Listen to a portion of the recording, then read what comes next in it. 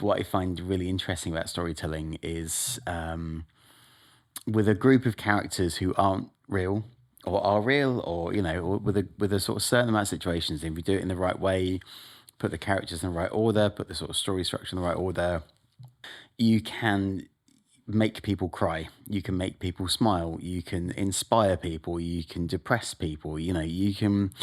I find stories just genuinely fascinating.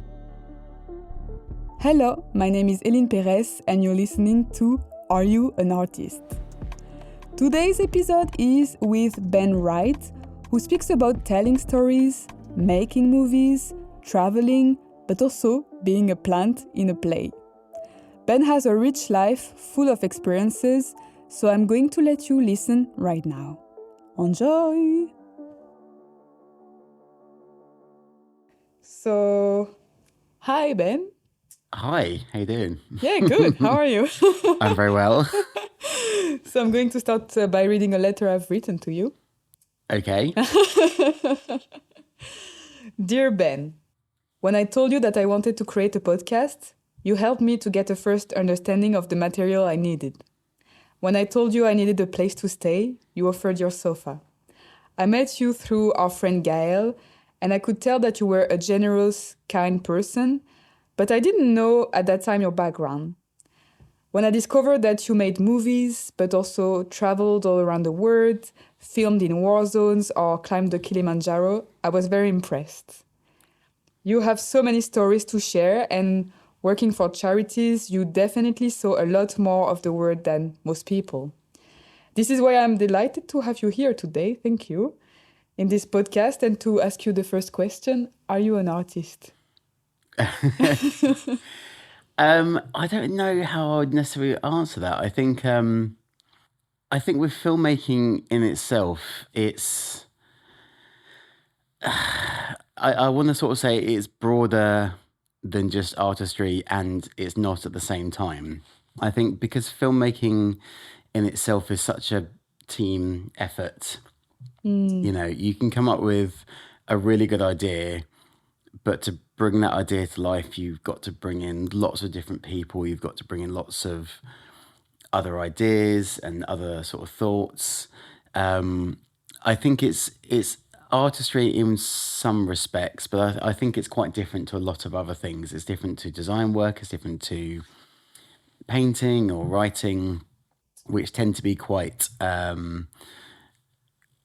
it's people of sort of unique talents working in their own industries. I think with, like I say, with filmmaking, I think it is something that is it's just much more of a group effort. I think the artistry as it exists within filmmaking, I think is being able to get a group of talented people together to create something together. But it's also in sort of managing the process. It's an understanding how to bring your idea to life. I think is the main part of the artistry, I would say.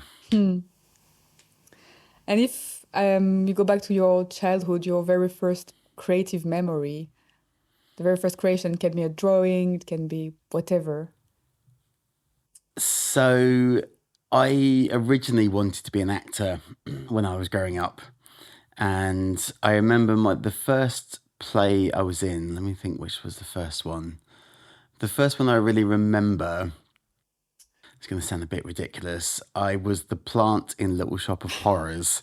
So it was a non-speaking part, and all I had to do was wear a silly outfit, a silly gigantic plant outfit, and dance around the stage. Oh, wow. Yes. So it's a proper dancing as well. Well, that wasn't quite dancing. It was more just kind of moving around. But my next role, How old were you for that plant? I would have been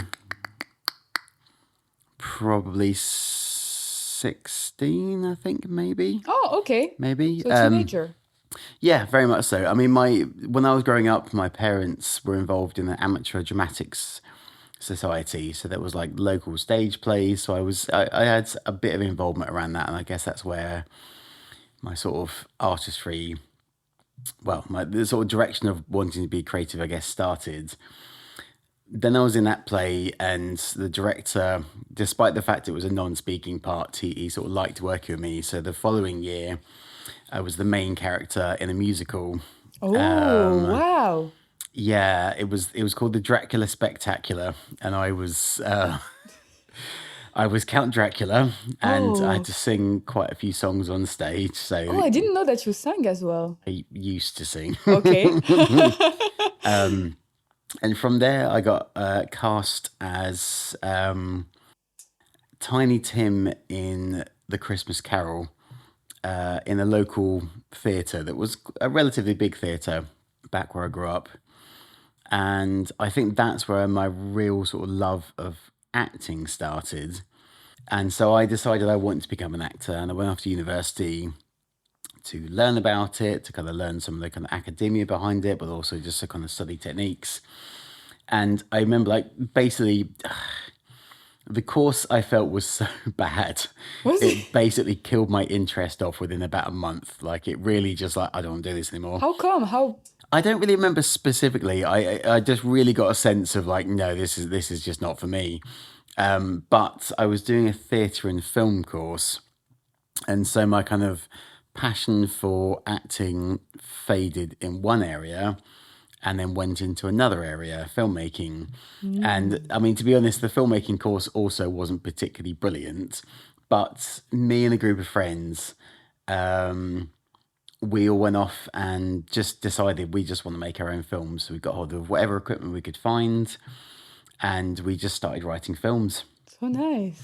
Yeah, it was interesting. It was a nice way to go about it, and we used to set ourselves challenges of to write and shoot a film in a day, and and then edit it over the next few days. So we give ourselves little challenges, and it sort of culminated in a horror film that I wrote and directed, which I was relatively proud of. We had no money, so but Okay. I was quite proud of it. Is it available? I can send you a link to it. Okay, I will put it in the podcast notes. Okay, quite an old film now, and so I guess from there, like my first post university job was managing photography studios, and it wasn't that hands on as a photographer, but it was also in the sort of realm of photography and image creation.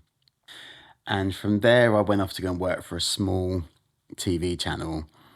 And again, not the best place to work, but it was a good place to make mistakes. It was a good place to sort of learn. Yeah. But the only interesting jobs that ever came up were the overseas jobs, which there was a member of staff who basically was always sort of allocated for those. And the sort of twist in my life, as it were, came when one day I received a phone call in the studio, and the phone call was from one of the charities we worked with, saying we have a shoot in Tanzania in 2 months' time. It's for a documentary about a group of volunteers who are going to go to this place called Mafia Island. And at the time, I'd never shot a documentary, and I'd never travelled. And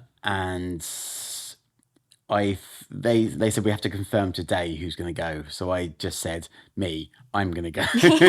So I basically sort of booked myself on this shoot. Basically, the guy who normally did these things, he just wasn't in the office that day. So I mean, literally, had they called up any other day, You wouldn't have been able. my life might have gone in a very different direction. So I went to Tanzania, and I shot this documentary. And again, I'd never shot a documentary before, but I was really pleased with it. I thought it was really, really good.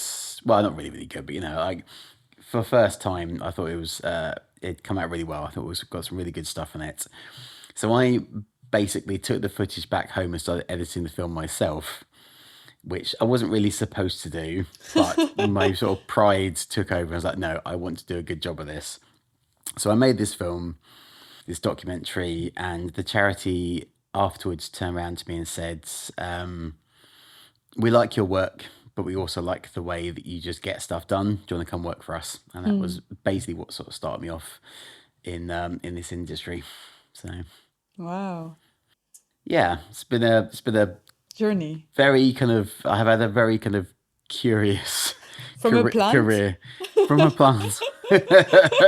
to this. And I mean, it's kind of like, I don't know, especially at the start, it all moved very quickly. Like my first couple of trips overseas were very sort of intense ones. So it was really interesting to suddenly just start this whole new sort of line of work and to sort of jump in the deep end, I guess. So And do you remember when you were, I don't know, around 8, 9, if you had like a dream job? If you knew what you wanted to do? Was it already acting? I think the earliest one I can remember was acting. I don't think anything. I don't really remember any kind of other job that I really sort of wanted to do when I was a kid. I Okay. don't really sort of remember. I think I guess I was just, probably the way I run my life normally is I was just floating around until something sort of landed at my feet. And there was lots of things I was kind of had interest in, but I think it was acting that really sort of jumped out me when I was younger.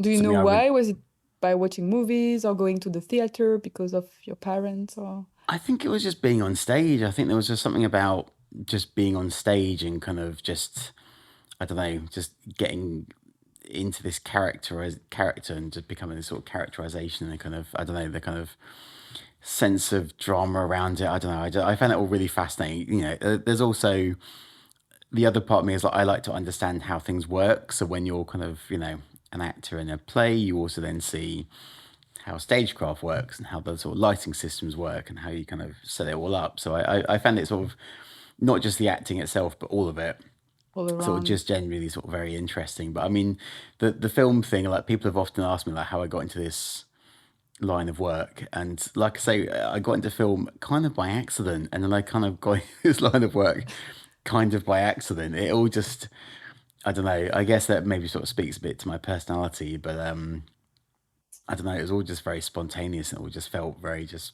right. Just I just sort of moved in this direction, I moved in that direction. Hmm. So. Are you still working like this a bit? Like very spontaneous, just following or? I mean, I suppose as you get older, you sort of maybe start to think you need to have a bit more of a plan in place. Um, I mean, the creative industries can often be just a bit of a whirlwind in and of themselves. So, Hmm. I think that is Backup plans are needed. sometimes, yeah, I think you can have a sort of a sense of where you're going, but, sometimes it can be quite arbitrary, like I say, like if you'd have told me, 20 years ago that I would have been traveling all over the world covering conflicts and disasters, I would have not believed myself. So Wow. And when you create something new, what's the feeling driving it? I suppose this goes back to I as much as film is my thing, but really for me filmmaking is the kind of, I suppose I describe it as like the vessel of, I guess, what my sort of true sort of passion is, which is just sort of storytelling. I find storytelling just to be very fascinating. I think what I find really interesting about storytelling is with a group of characters who aren't real or are real, or or with a sort of certain amount of situations. If you do it in the right way, put the characters in the right order, put the sort of story structure in the right order, you can make people cry, you can make people smile, you can inspire people, you can depress people, you can.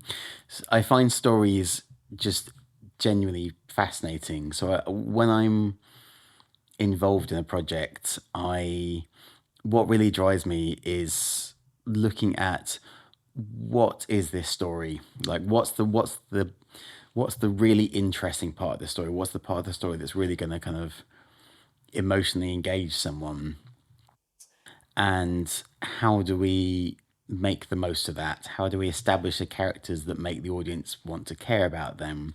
How do we progress the story in a way that kind of keeps the pace up? How do we then build up to the kind of big emotional moment? And what is it we're trying to make the audience feel? Are we trying to make them feel, do we want them to do something? Do we want them to feel something? Like what is it we're trying to achieve here? And I think, that alongside the challenges of filmmaking. Like filmmaking is tough. Like it is really difficult. Things go wrong all the time. You've got to think on your feet. You've got to sort of have a plan A, a plan B, a plan C. So it is just kind of like it's a very kind of what's the right words, like it's very sort of malleable Hmm. stories. Like you're going through it and you find that maybe the story isn't what you expected it to be. Maybe it's better than what you were expecting it to be. So it's the sort of thinking on your feet, going like, I need to sort of tell this in a really sort of interesting way.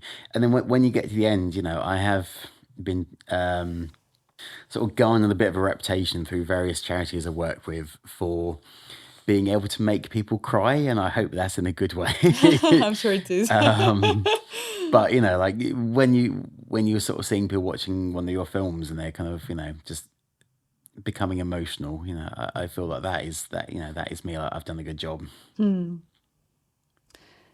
what's your favorite part of the creative process? Is this the very beginning? Is it at the end when the product is finished and that you can see the emotion in people's eyes? Or That's a good question. It's kind of, I think with again with filmmaking, because it's often such a long process. You know, there is the kind of there's the coming up with the idea, there's the pre-production, there's the production side of it, then there's the post-production side of it. yes, what how long more or less? Like It very much depends on the films. I mean, I've worked on films that have taken like 8 months from start to finish, and I've worked okay. on ones that take like, you know, a day. Oh, It sort of it depends. Like sometimes you have the footage already, so you just need to get it done. I think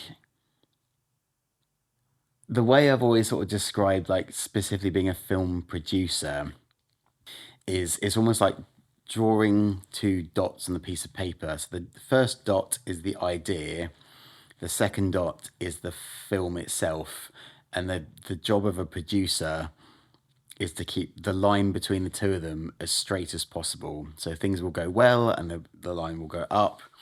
Things will go badly, the line goes down, and you've just got to keep it moving along, but trying to keep it sort of as sort of flat as possible. So the yes. final thing Not too is many as high and close. downs and Yeah. So the final film is as close to what the original idea was intended to be. And I think like there's a sort of genuine excitement once you've come up with an idea of thinking this is a fantastic idea and I'm really excited about this. And then there is that kind of trepidation of, oh man, there's a lot of work that's going to have to go to make this into an actual thing. And here's all the things that can go wrong.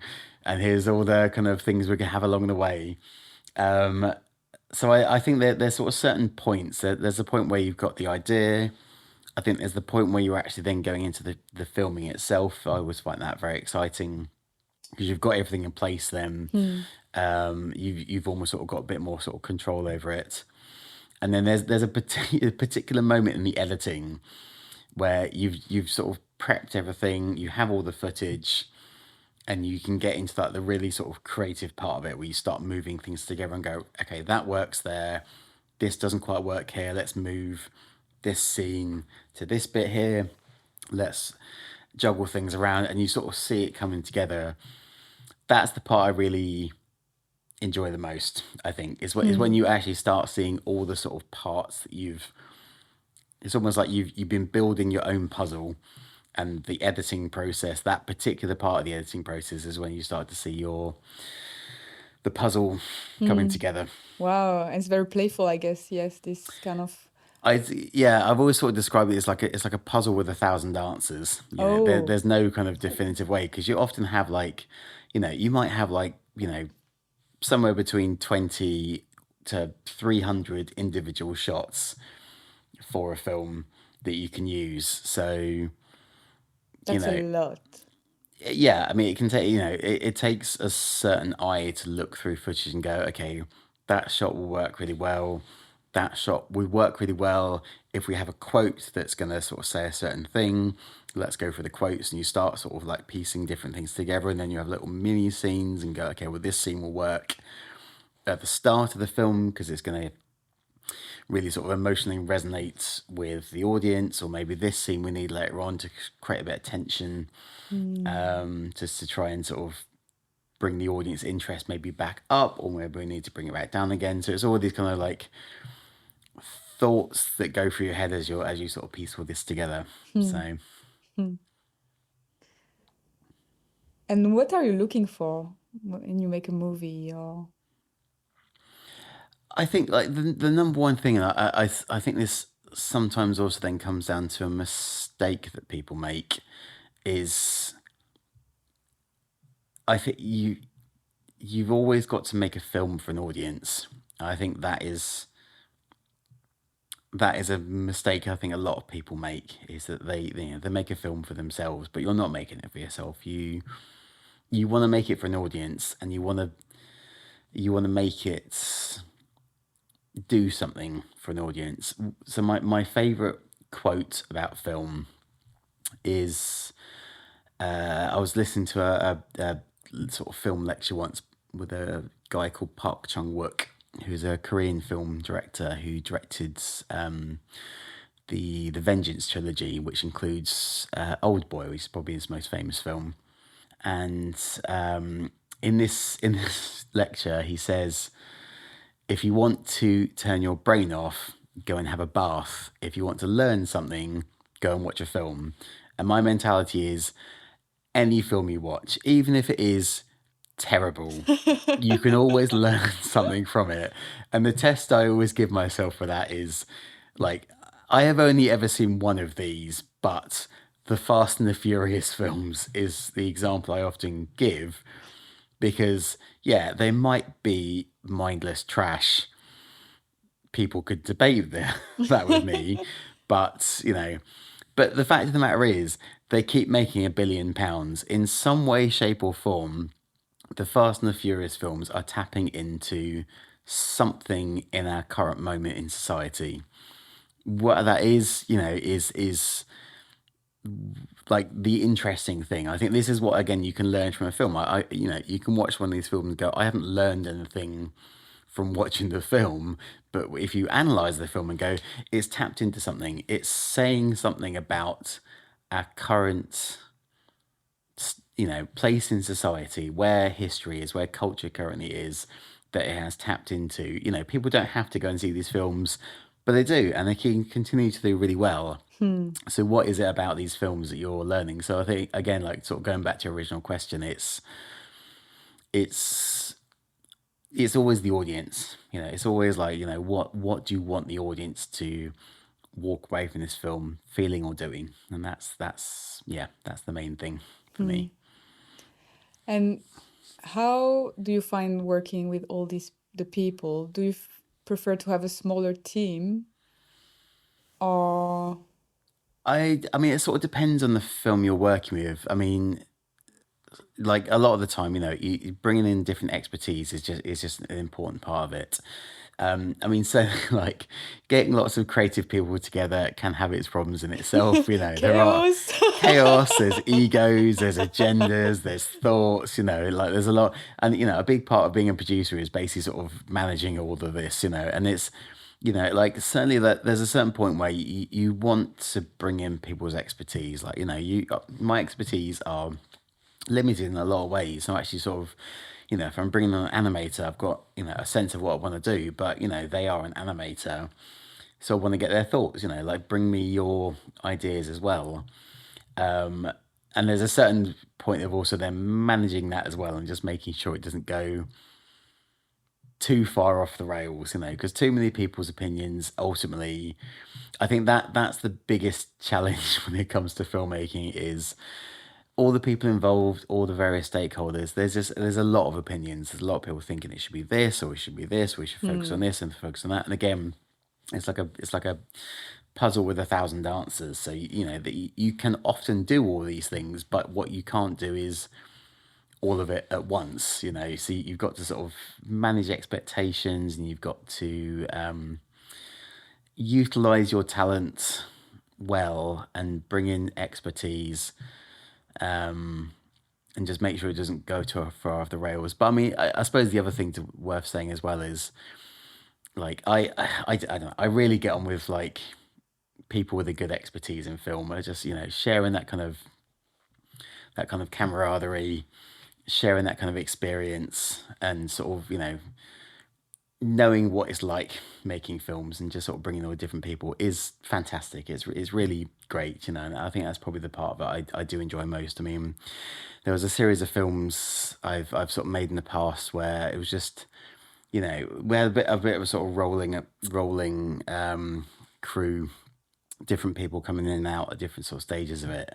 And it was the best part of it, just being on the shoots, just being with the crew, just like talking with people who just, who just work on the ground for film. It's just, always feel like very sort of connected with people that do that line of work. So Yeah, I guess it's like a bit like going on a journey together. Like you're working in the same direction. You want, yeah, the project to grow and yeah, for sure. And, you also want to share in the successes of it, like at the end of the day, it's regardless of whose idea it was at the start of the project, it was only ever comes together through lots of people's hard work. And at the end of it, just sort of making sure, this is why people often have like rap parties at the end of films, just to make sure that, everyone kind of can just, just like deflate a little bit after what is often like very intense and very stressful. There's budgets flying around, there's kind of equipment, and there's shoots, and there's production schedules, and actually at the end of it, you finish it and you just relax. So where was your favorite trip that you had to do for work? I have thought about this in the past. It's sort of difficult to say. I've been on a lot. I've been all over Africa. I've been to quite a few Asian countries. I've dabbled in Central and South America, and sort of covered quite a lot of the Middle East. I would say there was one month in particular. It was probably 2014, where I did a shoot in Niger. So this was like proper Sahara Desert. It was on the sort of Niger, Nigeria border. And, it was a really remote place. It's the sort of place where really just very few people ever visit. You know, like meeting people who live a desert life, like there was a rain, like a massive thunderstorm out there one day. So again, like it wasn't just desert life. You see a very rare occurrence of a rainstorm, and you go out next day and everyone's in the fields and everyone's farming and doing their crops, because it's one of the sort of few opportunities. So that was really fascinating. And then I came back home for a week and then went to Myanmar. And I think Myanmar was probably the best trip I've done, in that the things I experienced on that trip are just such a rare thing to experience. And so we got there, and this was during a period where the country was at the time starting to open up a bit more, starting to starting to sort of tempt tourism into the country. And we got to the capital, and then we there was an 8-hour drive followed by a 4-hour boat ride to the one of the two villages we were going to stay in. And it was in the middle of a jungle, and the villagers in the first village said, we have never met like foreigners. Like people that come to visit this village will come for a day and they'll be gone. But by the end of the day, that two people have come from another country and will be staying in this area for 2 weeks is just unheard of. Like there were 70-year-old guys like, we have never met people from another country. And we stayed in this kind of like a church, and we were in the village itself. We lived the village life with them. We ate with them, and we sort of celebrated with them as well. On the day we arrived, a baby was born, and we were invited to the baby naming ceremony, where my colleague came up with a name for the baby, and everyone in the room started saying the name, to see if they like the name. And I was really sort of struck at the time. I was like, so few people will ever get to see something like That is this. so And beautiful. I feel really privileged. And again, like, we every night, each household in the village would cook us up like a dish. There'd be a big bowl of rice in the middle, and then we'd have like things like deep fried crab, or Oh. this. I think my colleague was vegan, so we couldn't really eat much. So I think everyone was sort of testing me a little bit. So they kept giving me progressively stranger and stranger foods to see if I'd go for it. And I was like, well, I'm here, so we're going to go for it, you know. Seafood. And there was one night where the church we were staying in, so a lot of the sort of village elders would come along in the evening just to sort of hang out with us. We had a translator there, so we could sort of speak briefly. But you know, I think there was a sort of fairly good connection.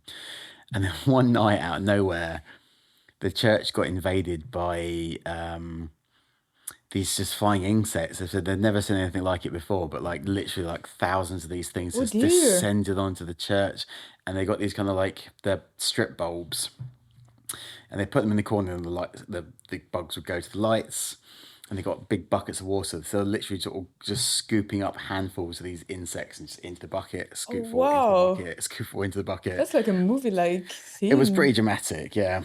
And there were a lot of very big spiders, very, very Ooh. big, very scary spiders out there as well. But yeah, the other thing was like the people we met there were just I don't know, it was just really interesting people. Like they had survived a monsoon, they survived like a cyclone, and it was a really bad cyclone. They had like really sort of fascinating stories about one woman who was pregnant and was literally holding onto a tree for dear life, and her husband, I think, was, if I remember rightly, was trapped in a church, and they both assumed that the other one had died, and in the morning they reunited. You know, obviously burst into tears. You know, didn't Oh think the other one had wow. survived. Yeah, it was just a lot of sort of warmth and generosity. So I think, I mean, that one was really interesting. And what also made it interesting for me is my grandfather was a Japanese prisoner of war and was taken to Burma to work on the Railway of Death. So, you know, he eventually came back to the UK and never really sort of spoke about his experiences. But I have often wondered how he would have felt knowing his grandson went back out to that country. Oh wow. It's like Yeah. so powerful.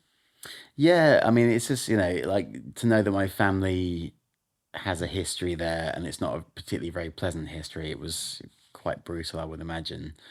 And I had, you know, I had quite a nice time, and it was surprising because like Burma, as it was known at the time, had such a bad reputation when it comes to journalists.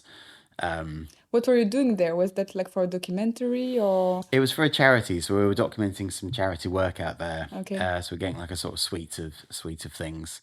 But you know, I was there with a camera and a brighter, you know. So I mean, we were going for like security checkpoints in the middle of the jungle. And I was like, oh, this is a really, you know, country doesn't have a good reputation when it comes to this thing. And we also had no form of communication. Like we were in the middle of a Oh jungle dear, for of 2 weeks. course. So So different. yeah, so it was yeah, it was. I mean, it was a really interesting trip. It felt very unique. You know, I feel very privileged to have gone on that one in particular. Hmm. And I don't know, when you finish the creation of a documentary, for example, how do you know when to stop? When the project is finished and you say, okay, I'm not going to do anything more now. I mean, it is difficult because there's always, no matter how well a good job you've done, there's always more you can do. You can always improve something, and there is a certain point where you just got to go. That's enough. Like this is working, and I'm really pleased with it. Of giving yourself deadlines is a really good way of working, because you know, if you don't give yourself deadlines, you can be working on something for years and it's, Hmm. you know, not that necessary. At a certain point you've got to question, is what I'm doing A, going to be noticed by the audience, and B, is it going to enhance the sort of viewing experience for the audience? And yeah, I mean, it's difficult when you reach the end of a project. I remember there's one I worked on once, and this was the most depressing one, where I'd worked in this film for 8 months. If I'm honest, the film wasn't particularly brilliant. It was a sort of 40-minute documentary, and I don't think it sort of came out as well as I'd hoped.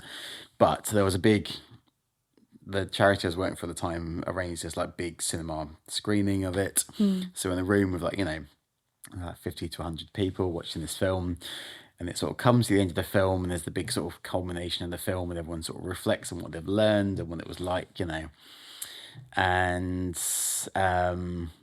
the kid, as the credits start to roll, the kid in front of me, obviously not realizing who I was, I could hear him just say, "Oh my god, thank God that's over." Well, fine. 8 months of my life gone there. So that was a bit depressing. I don't know if you have this expression. In French, we have an expression that says that truth come out of kids' mouth.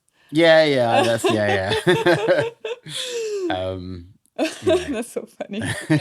So I mean, that one was depressing, but like sometimes I guess like a good way of knowing is if you show the film to people and just see if they like it, see what their sort of thoughts are of it as well. So What do you like the most in your work? I think I like the kind of, it's working with other people. It's kind of, it's sort of sharing the kind of creative experience with other people. I enjoy that, just kind of like, when you're working with a really good team of people and you can just go, this camera person just gets it, or this editor understands what I'm looking for, and can bring their own sort of flair to it. I think that's something I really enjoy. Yeah. And which project are you the most proud of? Oh, well, that's an interesting one. I think the one I'm most proud of, and it's probably more in its reception than anything else, but there was a film about a midwife called Alice who lives in Liberia, who has at least 800 babies, well, children now, some of them people named after her. Oh, She has this really remarkable history in that she's delivered, we don't know how many, definitely over 1,000, many babies. The first baby she ever delivered was at gunpoint, and the only implement she had was a broken bottle. And she's been delivering babies all of her life. She has this remarkable legacy, and we, as part of the filming, we tried to arrange for as many kids called Alice to show up at the maternity clinic where she worked, and we thought we'd get like 20 kids turn up, and we had about 100 kids turn up in the end. wow. It was really sort of, it was nice to do kind of just like a nice story. There was no kind of like bad elements to it. It was just like a really sort of nice story. It was just very kind of heartwarming and very kind of, Sweet. cheerful. So, I think that one will always stay with me. I think, yeah. And other than movies, what type of art touches you or attracts you? I think it sort of comes back to my sort of love of stories and storytelling. I think one of the problems because one of my sort of things is that it's not just I sort of, I'm very sort of passionate about storytelling. I also understand the science of storytelling. So I can watch a film, and in the first 5 minutes, I can sort of calculate and go, that character is in this film for this reason. This character isn't going to last more than 10 minutes because they just need to up the ante or something, and you can kind of, you can sort of like basically sort of piece out how the film is going to work. And then it's sort of difficult to get swept up in it. But in saying that, when I do find a film or a TV show or a book or really any sort of form of storytelling where all the pieces just work together, and I just do get swept up in it, like it almost like turns off my faculties. I don't think about that and just think like, this story is compelling and it is drawing me in and it's pulling me along. And for all the trash that there generally is, not everything can be a success at the end of the day. But when you actually sort of find something, you just go like, this is just excellent. This is just, really kind of like the top level of talent has put this together and created something that is sort of genuinely very compelling. I think that is, when I find something like that, I really sort of like dig into it. I mean, like I say, it's hard for me sometimes to enjoy films and and TV shows because of that. But again, when I do find something, it's just really sort of just reminds me why I love what this whole thing. So Wow. And as a human being, yeah. what is your strength? I think I guess there's a certain amount of resilience has had to go into sort of my personality. I think there was a certain point. So after my second trip, this was to Pakistan in 2010, and it was to cover the floods out there. And even to this day, it's probably one of the hardest trips I've ever done. Like I saw a boy die on this trip, and I worked in a cholera hospital for a week and traveled all over the country and saw like real sort of devastation from the floods. And there was a point where after the trip had happened, I came back home and I started developing these lumps on my leg. And I was like, it's a bit strange. So I went to the doctors. Like one lump got so big I could fit my hand around it. Oh dear. So I went to the doctors and I said, I've just come back from Pakistan and this is happening. And they were like, go to A&E now. So I went to the hospital and I stayed there for about just under a week, about 4 days, and had like a full operation on my leg. I remember lying in bed afterwards. It was nighttime, so no one could visit me there at that point. I remember sort of thinking to myself, I had basically gone from working on like politics shows and lifestyle shows to suddenly covering like a massive natural disaster and seeing really awful things in a very short amount of time. And here I was in hospital having had an operation off the back of that. And there was a real point, I think, then when I was like, I could have just said, this is too much for me. Yeah. This isn't right. But that's not what I felt. I felt like I've gone through this really sort of difficult, challenging experience, and I've come out the other side of it, and I feel very enthused by it, and I want to continue.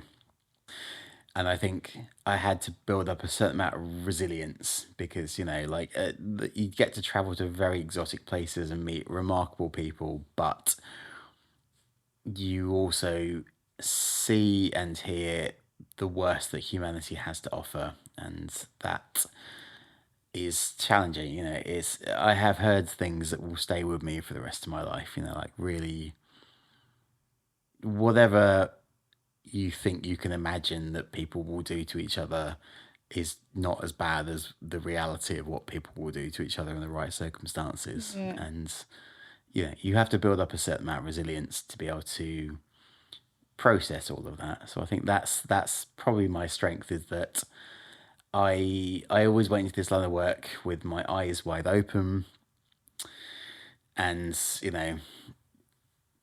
just the fact that I've sort of did it for so long, I think, and managed to sort of maintain that resilience up to a certain point. It's quite something. Yeah, I don't know what it says about me in particular, but Is there anything that scares you? On a kind of I guess a more sort of cheerful level, my four main phobias were spiders, needles, flying, and heights, all of which I've had to deal with in very extreme circumstances. I have encountered some very big spiders, and I have been injected with about every vaccine known to mankind.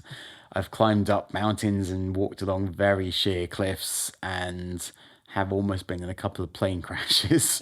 So I've had to deal with all my fears and the sort of very kind of very extreme circumstances. So yeah, I suppose in that regards, I suppose my fear was my big fear is kind of just getting too sucked into this. That there are many stories of people that got very, very sort of sucked into this line of work, and it became very all-consuming. And I think that's probably one of my fears. I don't want to get sort of, get entirely sucked into it and just become my entire identity, I guess. And what's your strongest desire in life? um, I think as of now, just like connections. I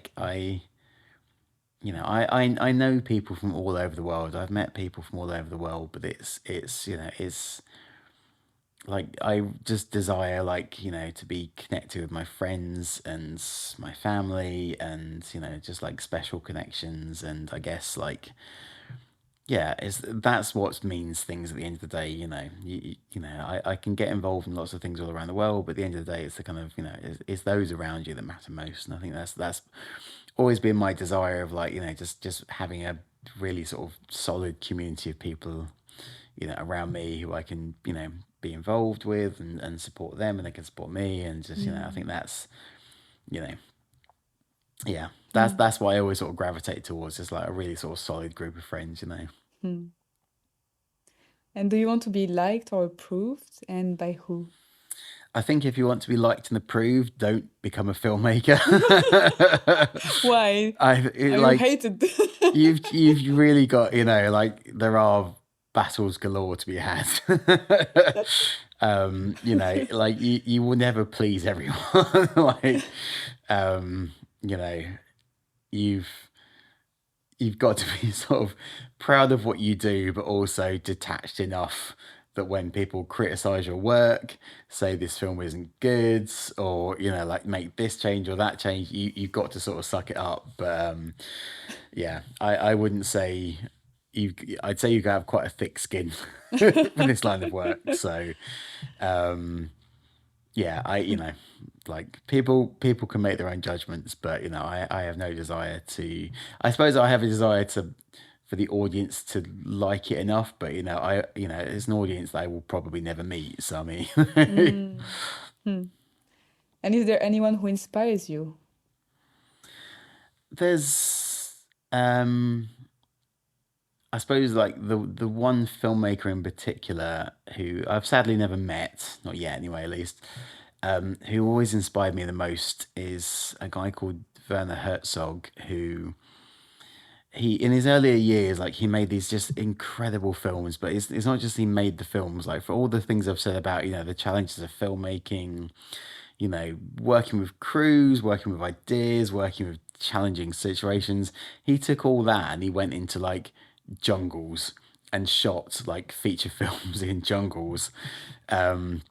Like there's sort of legendary ones, like there's one called The Wrath of Agaru and Fitzcarraldo.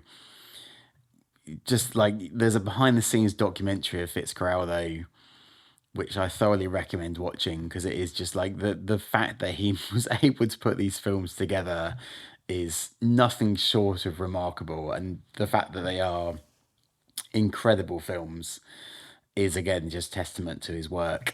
But I guess like I was always like inspired by his mentality and the fact that he was able to go into challenging situations and jungles and difficult places and shoot these films is amazing. And he's just like a really interesting character as well.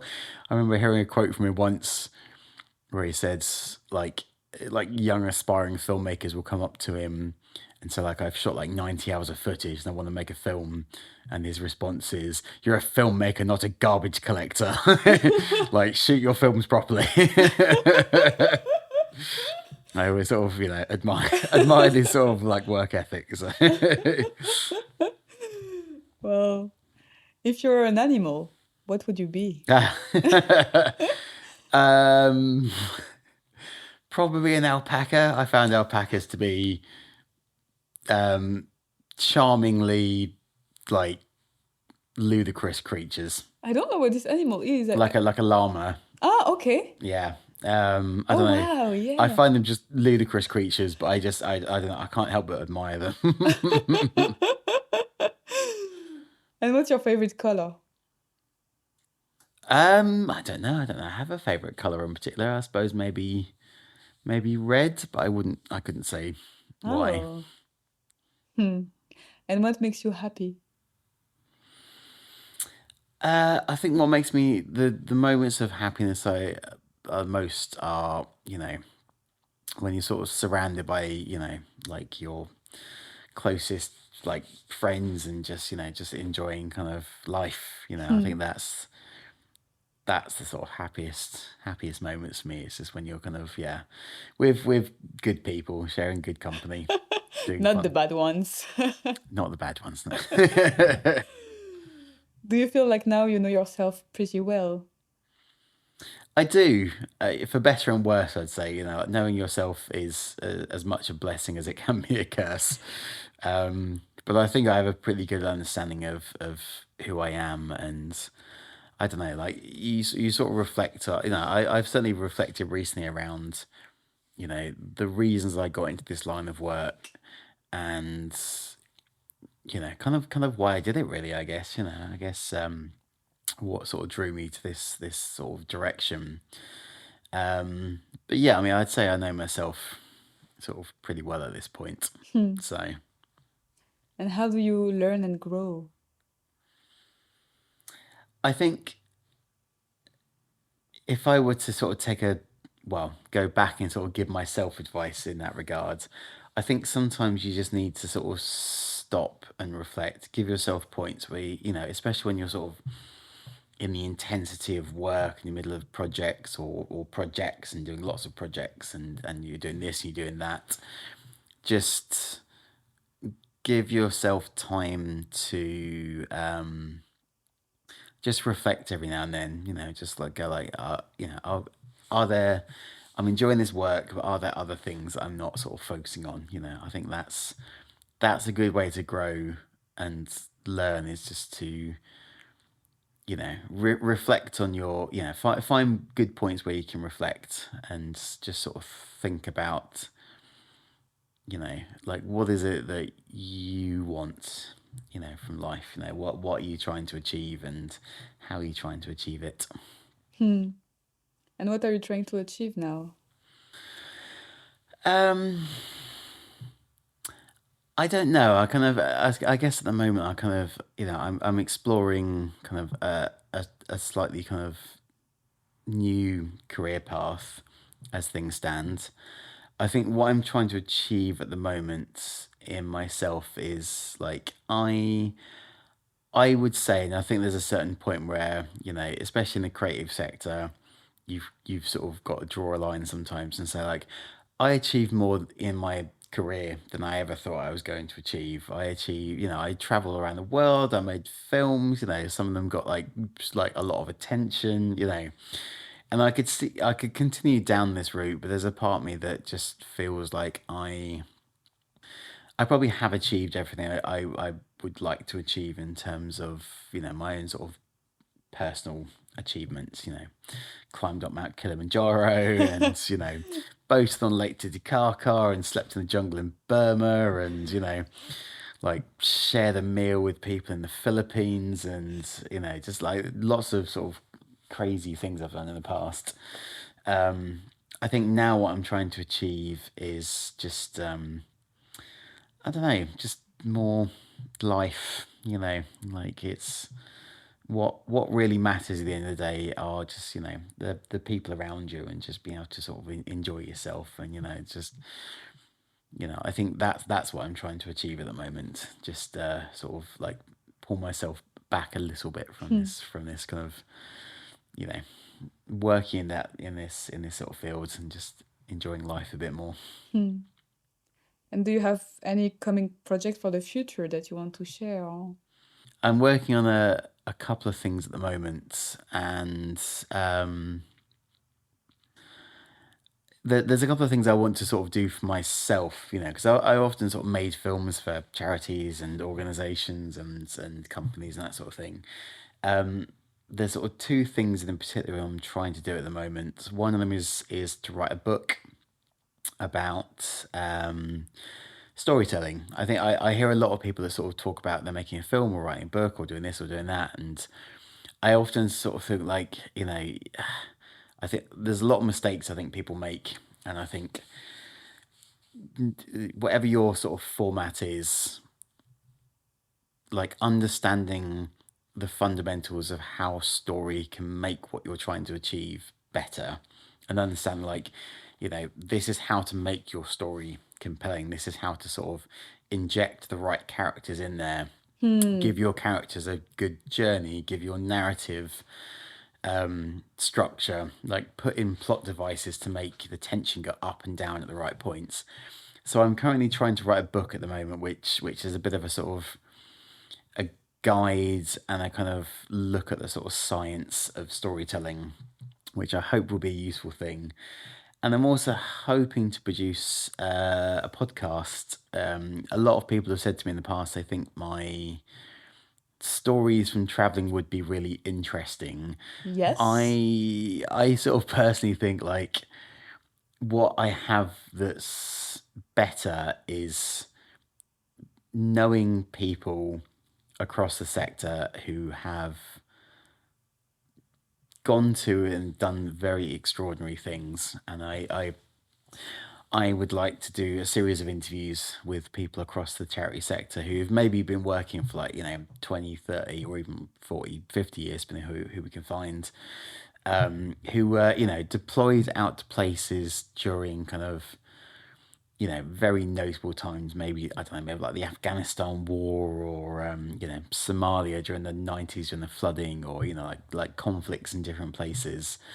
And I'm sort of hoping this podcast is going to be like a sort of personal stories of people, like this is why they got into the charity sector, this is how they sort of reflect on the life there, an eyewitness account from people who are on the ground during sort of really sort of dramatic things that happened in the world for the sort of last sort of like over the last 50 years. But then also like a reflection on how that life has impacted them. And I'm sort of hoping if we can sort of do a collection of interviews and stories from individuals, that it should both make quite an interesting project, but also be a bit of a kind of I guess a sort of journal of kind of like people's experiences in this sector. I'm hoping it will be quite interesting, but I guess we'll see. Nice. And do you have any recommendation of a book that you liked recently, or a movie, or I don't know, an artist, whatever? I mean, a book I'm reading at the moment is by a guy called Fergal Keane, who's the one of the BBC's security correspondents, and it's a really it's a book about post traumatic stress, and it's a really fascinating look into different types of post traumatic stress, whether it's generational, whether it's from experiences you've gone through.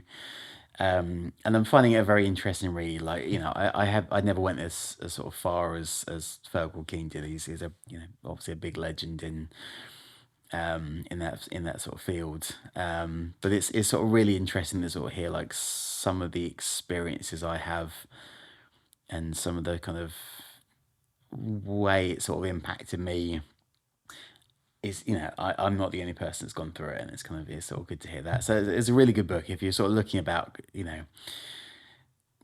a book about this sort of life. That's a really good book to read. Of sort of films to recommend, I guess like the well, it's not. It was actually a TV show, and I wouldn't actually have thought I would have said this, because I'm not a sort of a big fan of the sort of the wider thing. But going back to what I was saying before, like sometimes you find a gem in the rough, sometimes, or a diamond in the rough. Sometimes, for all the rubbish out of there and all the garbage that are there, sometimes you just find something really good. And I would thoroughly recommend the first series of Andorre if you have not had the chance to watch it. Oh. And I hear there's someone else who's going to be in season 2, which is very exciting. But yeah, like one of the sort of best produced things I've seen for a long time, like really compelling and brilliantly cast and acted, and the production is just excellent. And I was just not expecting it to be as good as it was. And I've watched it multiple times, and I was like, just brilliant, Nice. do more things like this, please. A call to the words. Yes. Well, do you want to direct people to your website maybe, or how if they want to contact you? How best to contact me? I can also put the details in I the think like notes. it's probably We'll I connect don't have them, a sort of specific website, but yeah, I have my contact. I've got like a LinkedIn account, so I can put it on there. So Fantastic. Thank you so much, good. Ben, for Yeah. the time. And yeah, well, Thank you very much. That was very good. I enjoyed that.